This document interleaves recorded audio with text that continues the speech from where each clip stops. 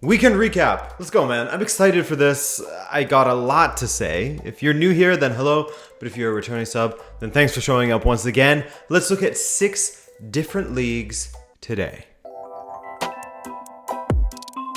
Chelsea got the breakthrough against Liverpool thanks to a flicked header by Havertz. A lovely header, but fair to question the defending a bit as it was completely free. I think it's fair to question the Liverpool defending in general, actually, as it was a bit disorganized at times, or at least compared to, the Van Dijk in his prime days. It felt like it was a bit all over the place, and the attacking trio for Chelsea really were having too much room. Chelsea got the double whammy right before the half as the ball came into contact with Reece James' arm while he was on the goal line.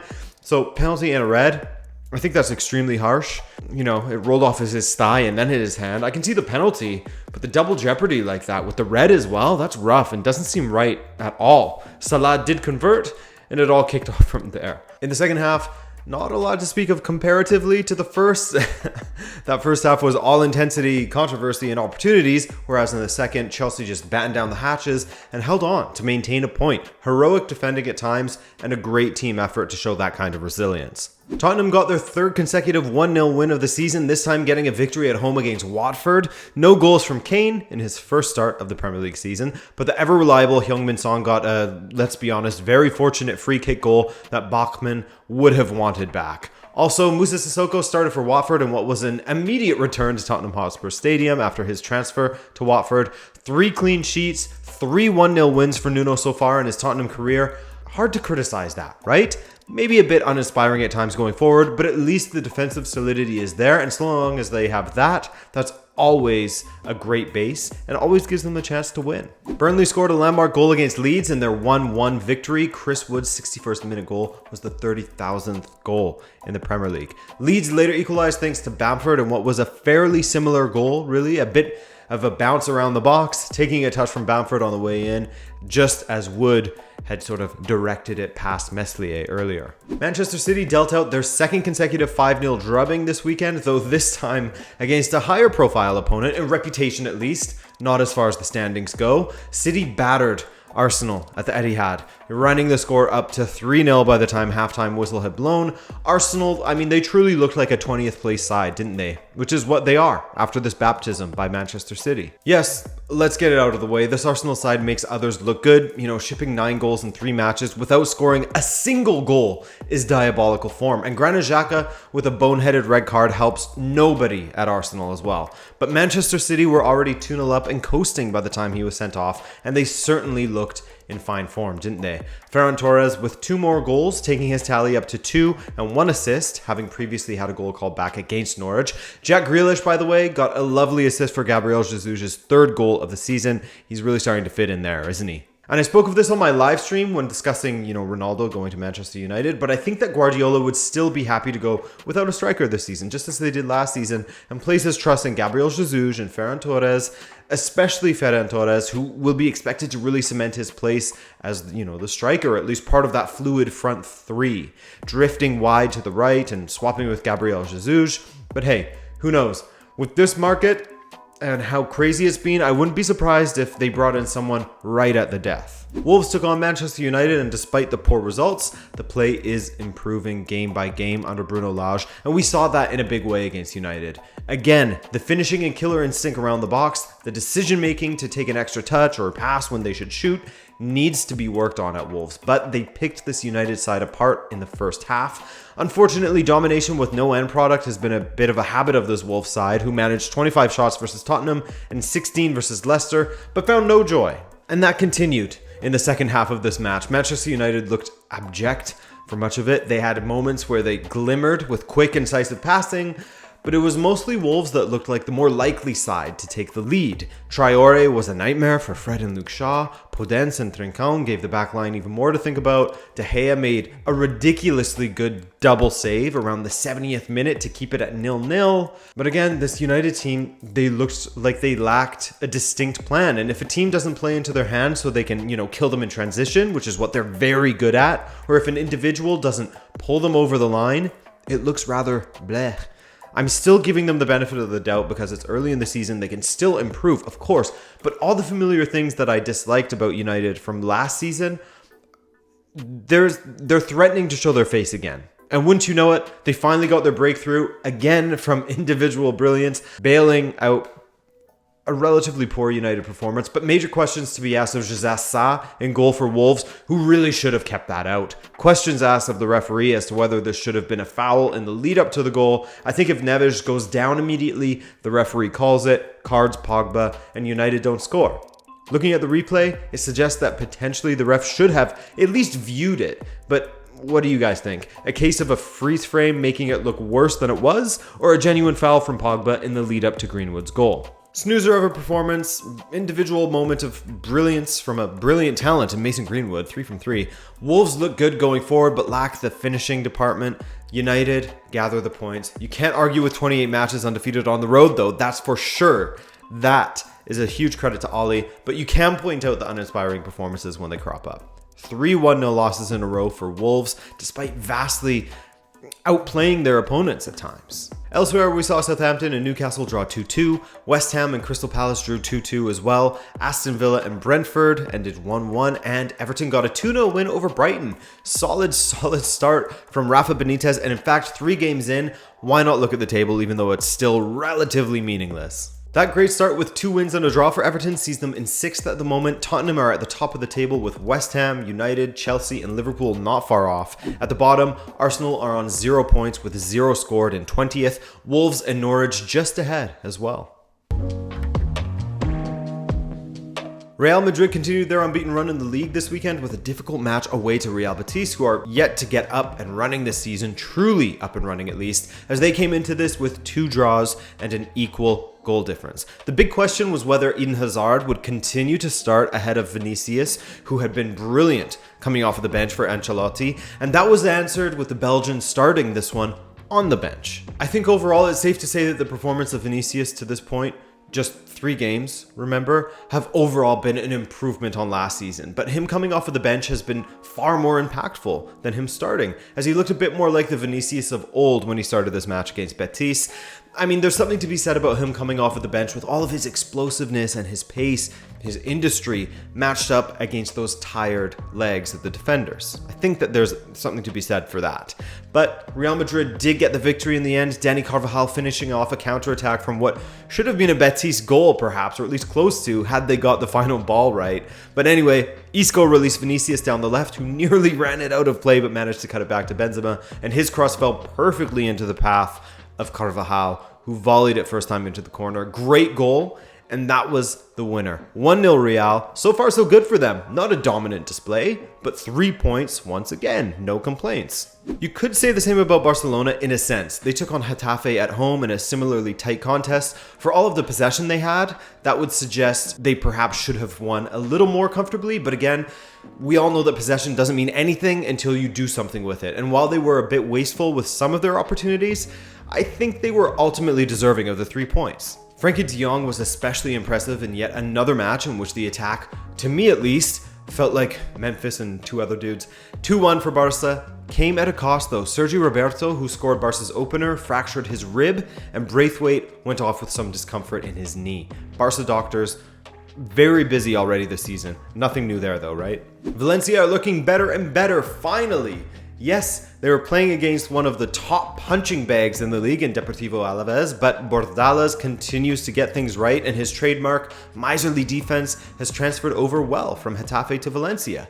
This weekend they won 3-0 at the Mestalla, Gonzalo Guedes with a goal and an assist, Carlos Soler with his 3rd goal in as many games, this time from open play, not from the penalty spot. Mallorca's hot return to La Liga continued as they opened the weekend fixtures with a 1-0 victory over their fellow promoted side, Dani Rodriguez with what was the winner from the 27th minute. After giving Atletico a tough game last weekend, Elche continued that up against Sevilla, holding Lopetegui and the boys to a 1-1 draw. They're a very difficult side to play against, and the recent signing of Dario Benedetto is pretty interesting actually. They have a problem with goals. Maybe he'll be the dude to fix it. We'll see. Real Sociedad got their 2nd consecutive victory with a win over Levante. David Silva getting his 1st assist of the season. Athletic beat Celta Vigo as Marcelino's boys got their 1st win of the season. Rayo Vallecano increased the hurt on Granada with a heavy 4-0 defeat. And Osasuna played one of the more entertaining matches of the weekend, getting a 3-2 win away to Cadiz. Thanks to 2 stoppage time goals to take the score from 2-1 down to 3-2 up for the visiting Osasuna side. Atletico Madrid and Villarreal played out a hectic match in which two errors to extremely different degrees ultimately decided the result. But before that, it was all quite good from Villarreal at the Wanda as Manu Trigueros gave them the lead with a thunderbolt into the top corner shortly before Luis Suarez brought Atleti level again. Then, in the 74th minute, Arnau Danjuma scored his first goal for Villarreal as they did well to exploit an Atleti mistake, well taken by him. But if that mistake was a 3 or 4 on the mistake scale from Atleti, Villarreal's horrible mistake in the 95th minute from defender Aissa Mandi to gift Atletico a point was about a 10. 2-2 the final there. The top 6 in the league are all on 7 points, with Sociedad not far off with 6. At the bottom, 2 teams are still on 0 points, Getafe and Alaves, while somewhat surprising to see both Celta and Granada near the bottom there. On the weekend that Juventus lost Cristiano Ronaldo, his former side lost against Empoli. This was truly a terrible match for the Juventini as they put in an awful performance against the promoted side. I'm sure many of you will have seen this image from the end of the match, with Juve losing 1-0 to the Serie B champions in the dying moments of the match. Chiellini and Allegri speaking, with the defender saying, "This isn't a team." Pretty damning stuff. So a huge win for Empoli, and this wasn't even a bunker ball win where they got lucky. They came to play. They were fortunate that Juve had no bite or end product in the attack, sure, but they played a pretty open match, Empoli. They really went at Juve. A lot of work for Allegri as the midfield still looked poor. Improved slightly by Locatelli when he came on, but yeah, man. For all those saying that Ronaldo was the main problem at Juve, it's much, much deeper than that. And saying that it was just Ronaldo is a very shallow look at things. Lazio laid the smackdown on Spezia this weekend, dealing out a 6-1 defeat, which saw Ciro score a first-half hat-trick. Spezia actually took the lead in the 4th minute of this game. Great start, but they held on to it for a single minute. One of the wild moments was Pepe Reina getting an assist for Felipe Anderson's goal on the other side of halftime. Luis Alberto with 3 assists and a goal, a masterclass from him in the midfield. Atalanta were left frustrated by Bologna in a match that you'd expect them to feast in, but they were held 0-0. And this will tell you everything in case you missed this game. You'll know exactly what kind of match it was. 22 shots, 3 on target for Atalanta. Yeah, one of those. Dusan Vlahovic is off the mark now, along with the rest of his Fiorentina squad. They got a 2-1 win over Torino, in which they would have been frustrated to not get the clean sheet, giving up a goal in the dying moments of that one. But yes, Vlahovic with the goal as his links to tons of teams continue, and he's opened his account now for Fiorentina this season. Venezia, 2 matches, 0 goals scored, 5 conceded now, including the 3 in their 3-0 loss against another team that they could be battling to stay afloat in Serie A, Udinese. Gerard Deulofeu with another goal for Udinese as he came off of the bench to score. And if they are to survive, they will need to maximize points against opponents like this, Venezia, as they have done, so kudos to them. And the fun continues for Inter, but they left it late on this occasion. Playing away to Hellas Verona, Ivan Ilic gave the hosts the lead early in what was a very frustrating first half for Inter, but on the other side of the half, Lautaro drew Inter level, and a fellow Argentinian saved the match with what will have been a dream debut for Joaquin Correa. Replacing his compatriot Martinez in the 74th minute, Correa played off of Dzeko in the attack, and in the 83rd minute, he put Inter ahead when Darmian found him around the penalty spot, and Correa nodded a looping header into the top corner.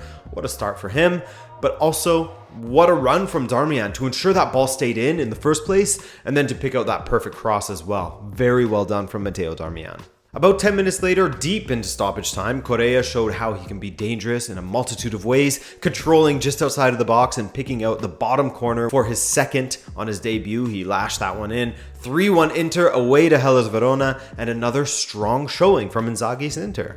AS Roma looked great against Salernitana, as one would expect, of course, scoring 4 goals in the second half with a real show of power, while also hanging on for the clean sheet. I think most would have been happy to see Tammy Abraham get his first AS Roma goal following his 2 assists last weekend, and what a beauty it was.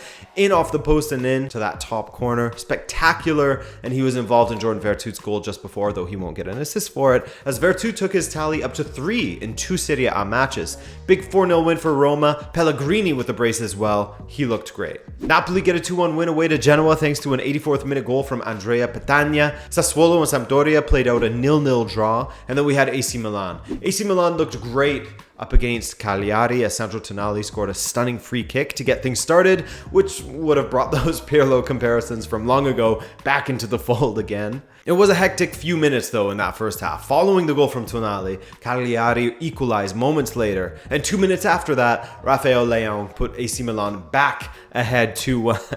Leão was playing on the left with Olivier Giroud starting through the middle, and just a few minutes after going 2-1 up, they doubled the deficit with Brahim Diaz setting up Giroud. Before the half was up, Brahim won a penalty that the Frenchman converted for his second of the game, and it all finished 4-1. Another solid weekend in Italy. Very entertaining. I think it averaged like 3 goals once again. 3 goals per game once again. Last week was 3.6. This week, 3 or 3.1 or something like that. I suck at math, okay? The Bundesliga kicked off on Friday night with a great match between Borussia Dortmund and Hoffenheim at Signal Iduna Park that went right down to the wire. After a frustrating first half, Dortmund finally got the breakthrough in the 49th minute when Bellingham set up Gio Reyna, only for Christoph Baumgartner to pull them back. Bellingham with a goal himself, though he went off injured, and with Munas Dabur drawing level again, it set the stage for Haaland to win it in the 91st minute. Great fight from both sides. Still a reason for concern when it comes to this Dortmund defense though. Tale as old as time, especially when defending set pieces. FC Köln got their record back on track with a victory over VfL Bochum, bringing the newly promoted side back down to earth after their big win last weekend. This one had a bit of a late show, with all of the goal scoring action stacked at the end of it. Well, if you don't count the goal that Köln had cancelled in the first 15 minutes, but Schaub and Lamperi scored for Köln. Zoller pulled one back in the 94th minute, but Köln hang on.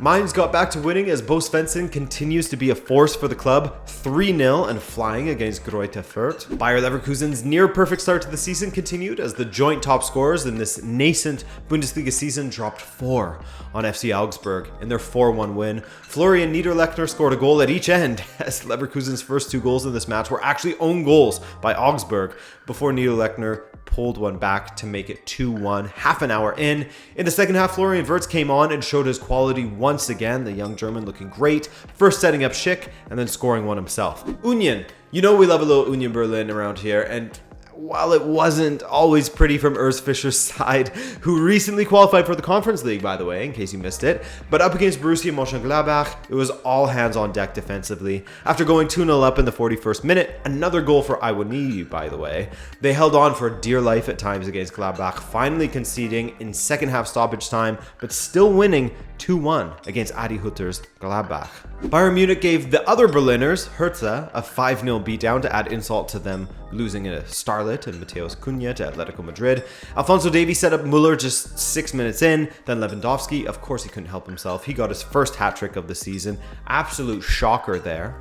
Jamal Musiala, he got the start, and Jamal Musiala, he impressed once again. He scored in the second half. I think he's going to have a great season. And finally, Julian Nagelsmann's former side continued to get used to life under Jesse Marsch as they fell 1-0 to Wolfsburg despite looking the more likely side to score for long stretches of time.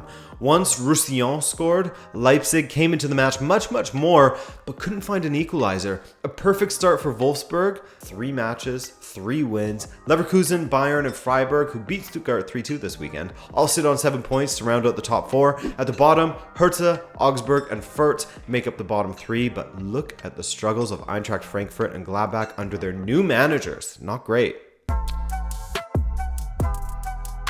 Now, of course, France is no longer considered the 5th best league in Europe. That title belongs to Portugal. But I'll split the duty now and then just so you guys are aware of what's going on in each league, because I know you guys will give me hell for not talking about Messi and PSG. And so, Lionel Messi made his debut for PSG as a substitute against Reims in what was a 2-0 win with 2 goals from Kylian Mbappé, 2 well-taken goals by the French striker. The first being a header, and the second being a stunning counter-attack that saw Idrissa Gueye release Hakimi down the right, and his perfect ball to the back post found a ghosting Kylian Mbappé to tuck it in for 2-0.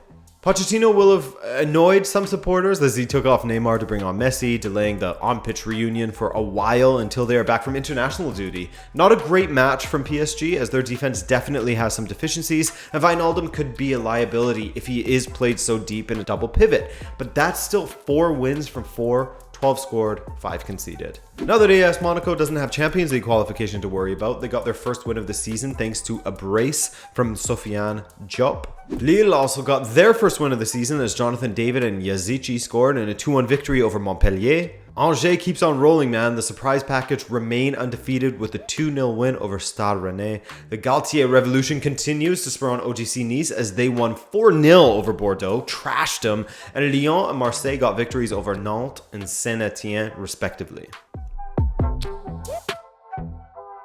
And finally, over in Portugal, the top 4 remain undefeated, but only one of them has a perfect record of 4 wins from 4 for the moment. And yes, that is Benfica for now, as there are signs that things are improving under Jorge Jesus. First, there was the great fight they showed against PSV in the Champions League qualifiers, and this past weekend, they beat on one of the teams that always seems to be a real bitch to play against, Tondela.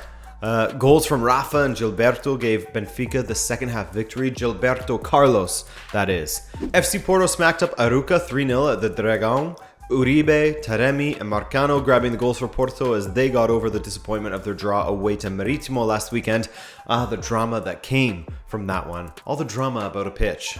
Famalicão and Sporting played out a 1-1 draw, which was actually the first point of the season for Famalicão, as they've had a rotten start to their Liga Portugal win this year. 3 consecutive losses, but hey, getting a point against Sporting to break that up, that's huge. Miguel Crespo and Chiquinho scored for the surprise package of the season, thus far at least, Estoril Praia, as they won against Marítimo in what was an ill-tempered match at the end. The cards were absolutely shooting out of the referee's pocket, left, right, and center. 7 in the last 10 minutes of the game or something like that. It was also an ill-tempered match between Santa Clara and Gil Vicente, with Alano and Ruben Fernandes getting sent off in the 70th for a little handbags between the two sides. In the first half, however, Rui Costa scored for Santa Clara, 1-0 there, and Passos won by the same score to get over their Conference League drubbing from Tottenham.